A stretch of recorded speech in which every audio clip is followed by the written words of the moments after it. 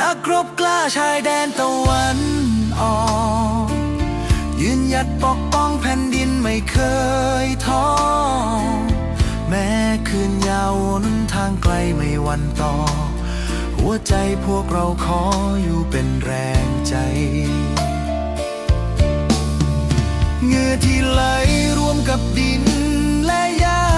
คือศรัทธาที่มีต่อบ้านเกิดเมืองนอนแม้ลมฝนจะโหมพัดราวบททดสอบก็ขอให้รู้คนไทยยังคอยส่งรักกลับไป